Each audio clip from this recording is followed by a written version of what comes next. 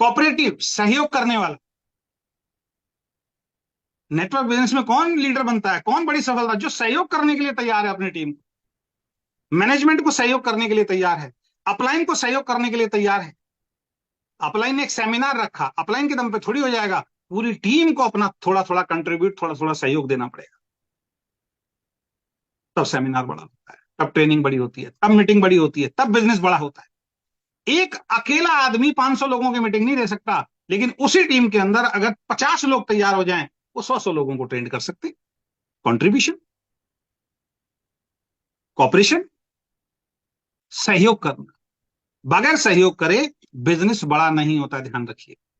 अगर आप सहयोग करने के लिए तैयार नहीं है, कॉपरेट करने के लिए तैयार नहीं, ये बिजनेस आपको कुछ देने वाला नहीं, कुछ देने वाला नहीं है, ध्यान रखिए। 9C, कोचेबल, सीखने के लिए जो तैयार हो, जो अपने आप को समर्पित कर देगा कि गुरुजी मैं आ गया हूं, अब जैसे आप बोलोगे वैसे मैं काम करूंगा। मैं बार बार बोलता हूं कि नेटवर्क बिजनेस में वो इंसान 100% सफल होता है जो अपनी एक्टिव, इफेक्टिव, ग्रोइंग अपलाइन की एक एक बात को मानता है, जो किंतु परंतु नहीं लगाता, वो 100% सफल है। कोचेबल बनाइए अपने आप को, सीखने योग्य बनाइए कि कोई आदमी आपको सिखा सके। अहंकार में, ऐंठ में, मैं नहीं आऊंगा मीटिंग में, मैं नहीं आऊंगा ट्रेनिंग में, तू कौन होता है मुझे बार बार फोन करने, तू कौन होता है मुझे बोलने वाला, तू मुझसे कम पढ़ा लिखा है, तेरी एज मुझसे कम है, तेरा रंग रूप मुझसे कम है, तेरी सेहत मुझसे कम है, तू छोटी जाति का है, मैं बड़ी जाति का हूं, तू गरीब है, मैं अमीर हूं। पड़े रहो इसी अहंकार के अंदर, पड़े रहो इसी अहंकार के अंदर। एक बहुत बड़ी कंपनी के बहुत बड़े लीडर ने एक बहुत अच्छी बात बोली थी कि अगर आप सीखना चाहें ना, अगर आप ना सीखना चाहे तो दुनिया का सबसे सफल आदमी भी आपको कुछ नहीं सिखा सकता। और अगर आप सीखना चाहें तो आप छोटे बच्चे और नाली में पड़े शराबी से भी सीख सकते हो, अगर सीखना चाहें तो। और ना सीखना चाहें, दुनिया का सबसे सफल आदमी भी अगर सिखाने पे आ जाए, और अगर आप नहीं सीखना चाहते हैं तो नहीं सीख सकते। और सीख लेनी है तो नाली में पड़ा हुआ इंसान भी सीख दे के चला जाता है, अगर सीख लेने वाला इंसान हो। छोटा सा बच्चा भी सिखा के चला जाता है। कोचेबल, अपने आप को चेक कीजिए, क्या आपने अपने आप को सीखने योग्य बनाया है? एक कहानी मैंने कई बार सुनाई और आपने सुनी होगी।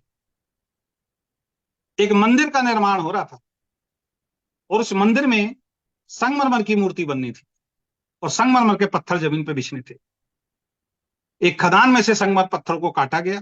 जब पत्थरों को काटा जा रहा था, एक स्टोरी के माध्यम से लेना, जब पत्थरों को काटा जा रहा था, पत्थर रोने लगा। एक बड़ी सी शिला को काटा गया, वो रोने लगा। क्यों काट रहे हो मुझे? तो उन्होंने कहा भैया इस पहाड़ में पता नहीं कितने सैकड़ों हजारों सालों से, करोड़ों सालों से तू पड़ा हुआ है, यहां से निकल के तेरे को मंदिर में ले जाएंगे, मंदिर का निर्माण होगा, भगवान का निर्माण होगा। उसके बाद सारी दुनिया, जब मंदिर की मूर्ति बन जाए, मूर्ति में तो तब्दील हो जाएगा, सारी दुनिया तेरे सामने झुकेगी। अच्छा ऐसा होगा, काटो।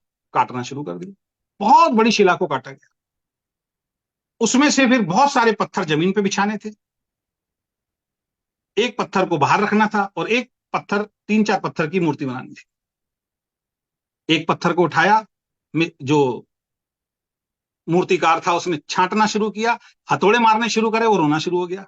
बहुत दर्द हो रहा है, इधर हथौड़ी मारी दर्द हो रहा है, इधर हथौड़ी मारी दर्द, इधर छेनी मारी दर्द हो रहा है, पीड़ा हो रही है। उसने बोला बेटा ये पीड़ा 2-3 महीने की है, सहले। एक बार मंदिर में अगर मूर्ति बन गया, सारी दुनिया झुकेगी, कोई तेरे को छेनी हथौड़ा नहीं मांगेगा। बढ़िया बढ़िया कपड़े, बढ़िया बढ़िया पकवान, नेता अभिनेता, दुनिया का गरीब अमीर सब तेरे सामने आके झुकेंगे। ये पीड़ा सह, नहीं नहीं मैं नहीं सह सकता। उसने कहा ठीक है, उठा के रखो साइड में भाई इसको, इतनी पीड़ा ये सह नहीं सकता। उसने कहा मेरे को तो कम वाला दे दो, जल्दी वाला, बस काटो, ऐसे लंबे लंबे काट दो पीस। उसने कहा ठीक है भाई। लंबे लंबे पीस काटे, पूरे मंदिर में बिछा दिए। फिर एक पत्थर को उठाया, उसके छेनी मारा, वो रो रहा है। उसको भी मूर्तिकार ने ये समझाया 3-4 महीने की ये पीड़ा सहले, सारी दुनिया तेरे सामने झुकेगी। उसने कहा पक्का? उसने कहा पक्का। उसने कहा मार। वो मारता गया, दर्द होता गया, मारता गया, दर्द होता गया, मारता गया, दर्द होता गया, मारता गया, दर्द हो गया। 3 महीने तक उसने सर छेनी हथौड़े खाए, मूर्ति की स्थापना हो गई। मंदिर में स्थापित कर दिया, पूरा समाज आया, पूरा क्षेत्र आया, पूरा शहर आया, मंदिर का निर्माण हो रहा है। मूर्ति जब रखी गई, सब लोग उसके सामने झुक रहे थे। और वहीं जो जमीन पे पत्थर बिछाया गया था, सब लोग उस पर जूते उतार रहे हैं, चप्पल उतार रहे हैं। और एक पत्थर मंदिर के बिल्कुल बाहर लगाया गया, जहां पे सब लोग नारियल फोड़ रहे थे।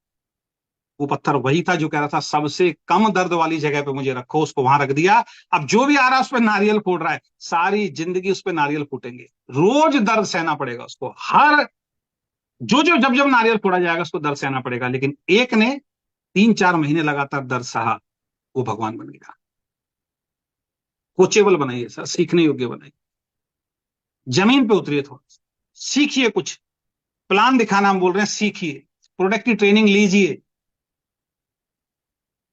10 आदमी को प्लान दिखाने जाओगे, लॉ ऑफ एवरेज आता है, कितनी बार हम समझा चुके हैं, 10 के 10 नहीं करते दोस्त, दो ही आपके साथ हाथ मिलाएंगे, 8 शायद मना कर देंगे। क्या हुआ जो मना कर दिया, हमें तो दो ही चाहिए ना। उन दो के साथ निकले, फिर उन्होंने 10-15-20 आदमियों को बुलाया, उनके दो जुड़ गए। लगातार काम करने का बिजनेस है, तो कोचेबल यानी कि सीखने योग्य बनाइए। और 10वां पॉइंट है करेक्ट, हर जगह अपने आप को करेक्ट रखिए, सही रखिए, नॉलेज में सही रखिए, लीडरशिप में सही रखिए, व्यवहार में सही रखिए, विजन में सही रखिए, सोच में सही रखिए, अपने आप को करेक्ट रखिए। अगर आप गलत हो गए, सब कुछ सही होगा, सब कुछ बेकार हो जाएगा।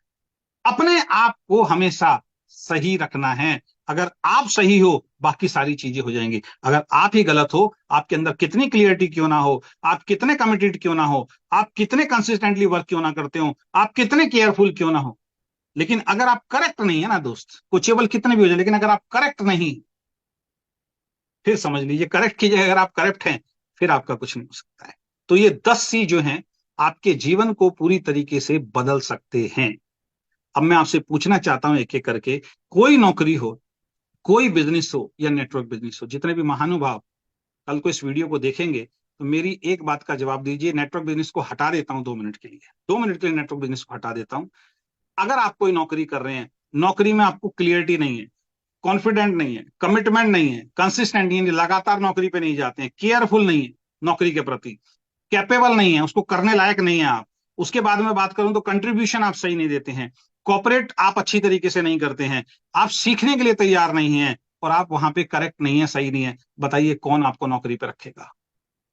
व्यापार में आ जाइए, व्यापार जो काम कर रहे हैं उसको लेके क्लियरिटी नहीं है, उसको लेके आप कॉन्फिडेंट नहीं है, उसको लेके आप कमिटेड नहीं है, कभी दुकान खोल रहे हैं कभी दुकान नहीं खोल रहे हैं, उसको लगातार कंसिस्टेंटली काम करने के लिए तैयार नहीं है, केयरफुल नहीं है, कैपेबल नहीं है, कंट्रीब्यूशन नहीं दे रहे हैं, कॉपरेट नहीं कर रहे हैं दुकान में अपनी, और उसके बाद कुछ नई टेक्नोलॉजी आती है उसको सीखने के लिए आप तैयार नहीं रहते हैं, और दुकान पे भी आप करेक्ट नहीं, आप गलत तरीके से काम करते हैं, कौन सी दुकान कौन सा व्यापार आपका चलेगा, मुझे आप कमेंट बॉक्स में बताइएगा जरूर, जब ये वीडियो रिकॉर्डेड डल जाएगी। और जो लोग इस टाइम जूम पे हैं, मुझे कमेंट बॉक्स में बताइए कि ये 10 क्वालिटी जिसके अंदर नहीं है, वो कोई नौकरी कर ले, वो कोई बिजनेस कर ले, वो दुनिया का कोई भी काम कर ले, वहां पे सिर्फ साधारण जीवन तो जी सकता है, बड़ी सफलता उसको प्राप्त नहीं हो सकती। बड़ी सफलता प्राप्त करने के लिए 10 C को सेंट्रलाइज करना पड़ेगा, अपनाना पड़ेगा, अपने अंदर ढालना पड़ेगा, अपनी हैबिट में लेके आना पड़ेगा। अगर ये 10 C आप नेटवर्क बिजनेस में अपने आप के अंदर क्लियर कर लेते हैं, मैं गारंटी दे रहा हूं, ऐसा हो ही नहीं सकता दोस्त आप कामयाब ना हो। आशा करता हूं ये 10 के 10 पॉइंट आपको समझ में आए होंगे। और पहले जो मैंने क्लियरिटी आपको दी है कि नेटवर्क बिजनेस बहुत शानदार बिजनेस है, बहुत बढ़िया बिजनेस है, कंफ्यूजन कंफ्यूज होने की जरूरत नहीं है, किसी को कंफ्यूज करने की जरूरत नहीं है। ये फालतू की वीडियो जो भी है उसको ब्लॉक मारो उसको, चैनल को अनसब्सक्राइब करो, ब्लॉक मारो, आगे बढ़ो, अच्छी चीजों को देखो। गलत चीजों पे जितना एनर्जी खराब करोगे, गलत चीजों को जितनी ज्यादा देखोगे, उतना आपकी एनर्जी डाउन होगी, वो वायरस आपके अंदर आएगा।